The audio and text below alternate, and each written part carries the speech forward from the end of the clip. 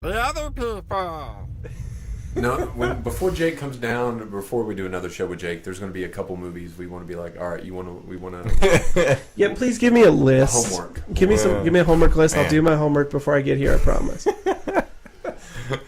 So I was trying to think of one of the one of the shows. It wasn't necessarily the best show, but it was in Charlotte. It was Ben Folds 5. Oh yeah, It was a fun show, and we were in the corner. It was kind of like an amphitheater, I guess, and we were like in row 6, but we were kind of on the corner, and it was just Ben Folds and the piano, and then the other two guys, and it was a great show.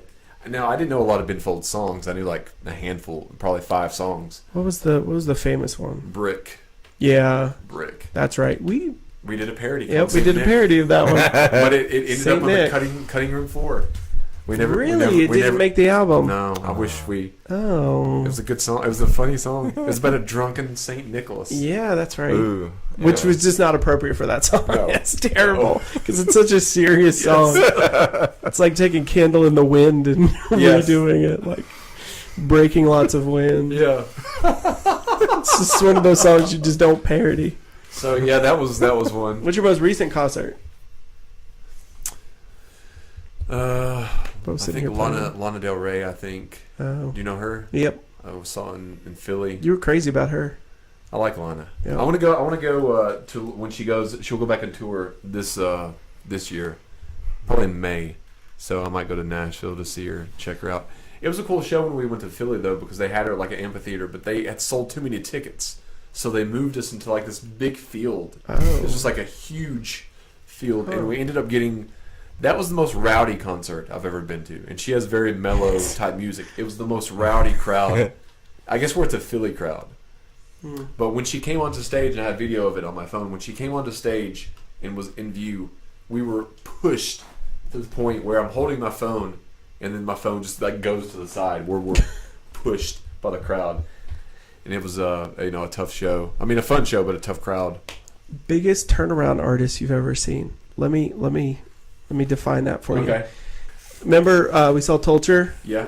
different time, but Yeah. saw Tolcher, and he was opening for Gavin DeGraw. Yep. Gavin DeGraw was one of the worst shows I've ever seen in my entire life. I loved his album, but the show was so horribly bad. And they all looked like a bunch of posers. The whole show was just horrific. 2 years ago, we were at Nashville for New Year's, and Gavin DeGraw was like the headliner. Him and then what was the other country bands? I forget what it was. What's a big country band that has Is it female like- singers and male singers, and they're kind of diva-ish? Diva-ish. Okay, well, I don't know. while you guys think about that, Gavin DeGraw. 2000? I don't know. Gavin DeGraw played again, and he was like phenomenal. Now it was Really? like 12 years between the two shows that I saw, but he was so good at that show. I was like, wow, you really learned how to play in front of people. What was made the bad show? His performance wasn't that great. He was like off key a lot, and like the thing I remember the most is his bass player. I'm trying to figure out the best part of this microphone. The bass player was wearing this super tight silk shirt. Oh. And he was like a big guy. He wasn't like fat, but he looked like a tight end for a football team. So he's trying too hard. He's like 6'5", weighs about 210, and he has this tight shirt on. The point where like the buttons are like they're just about to pop. Stretch, yeah. Yeah, because he just had a big frame. Yeah. And I just remember that. He had this weird hat on, and then it was just it was the most flat show I've ever seen. Really? To me, Tolcher was 10 times better than he was. But then we went and saw him in Nashville, and he was like, I think he had a new bass player, Yeah. and his show was completely different, and he was like so much more confident up there. He just didn't seem very confident in that first show that we went to either. Really? You gave me the tickets. Yeah. Um, Which I think when we talked about it, you liked the show. it was Maybe a it's fun, just a bad night. maybe. I mean, it was Shirt was too tight, just wasn't flowing. it was Pepper's Ghost, because I ended up in a picture on their website because they took a Oh. picture from the crowd, and Nice. I happened to end up in it. Pepper's Ghost, and then Tolcher, Tolcher. and then Gavin DeGraw. You know who worked that show? The one that I went to where I saw Tolcher and Gavin DeGraw? He was working on the sidelines. Ross Copperman. Was he? Mm-hmm. Ross Copperman. Ross Copperman, who won the AMA for Best Songwriter of the Year last year. How much money is Ross Copperman? pulling down? I wonder that myself. He's got to be worth hundreds of I was thousands of gonna dollars say right now. half a mil. Yeah, oh yeah, because he's been touring with what is it, Brett Eldridge? Does he tour? He toured with him a little bit as his piano player, and he's been writing for Keith Urban. He's been writing for Brett Eldridge. He's been producing albums like Chris Tomlin albums, Brett Eldridge albums. He produced, I think, a Keith Urban album, and then somebody else's album he's produced. He was up for a Grammy for Best Album. Yeah, I saw that. Didn't win it, but he was up for it. I mean, the guy's like killing it. He's writing like probably 15 top 10 songs every year. I was really, really surprised a little bit. 15 top 10 songs. That's how good he is. When his album Yeah. didn't even gain any traction. No, I'd love to see him, but he's got the sweetest gig because he's like married with a child now. I think he has at least one. Doesn't have to go on the road. He just hangs out in I see him, Nashville, right. goes into the studio, writes music, hits the road if he Yeah. needs to. But he's got the gig and first interview he ever did Yeah. on this show.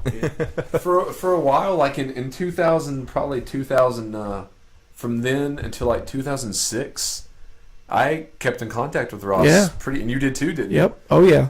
I still, because my dad did a big article on him too. Did he put us both on his VIP list one Yep. time? Every time I talk to Ross, which I haven't talked to him in a long time, but I think it's been about 4 years since last time I messaged him. Same thing. Every time he's like, "So how's your dad doing?" Yeah. I was like, "Dad's doing good. He's doing real good." All right, rapid fire. Who else you got? What was the question here? I don't know. Oh, concerts. Let's do one more. All right, I'll do a concert. I've got a list of concerts here, and one of the Oh, concerts that Wow. was fun was. I'm like- Who are the 3 people that I've seen? I will say that Noel Gallagher from Oasis. I Oh, saw him. is he the crazy one or the No, not crazy the one? not crazy The one. not crazy one. Okay. Now I did have tickets to see Oasis in Philly, but I just come down here and I sold the tickets. I wish that because they disbanded not long after, and they were playing in Louisville Louisville. Louisville? at the Palace, and it was Snow Patrol and Noel Gallagher, and it was a good show. It was like a 3,000 seat venue. Yeah. Very very cool, very chill. The most you've done to go to a concert? The most I've done. I moved up one of my exams at Wise when I was at UVA Wise. Moved up one of my exams, and then I hit the road and I drove 12 hours to Rochester, New York in a snowstorm, 3 feet of snow. In Rochester, New York on December 22nd Who to was it? see Dave Matthews and Friends.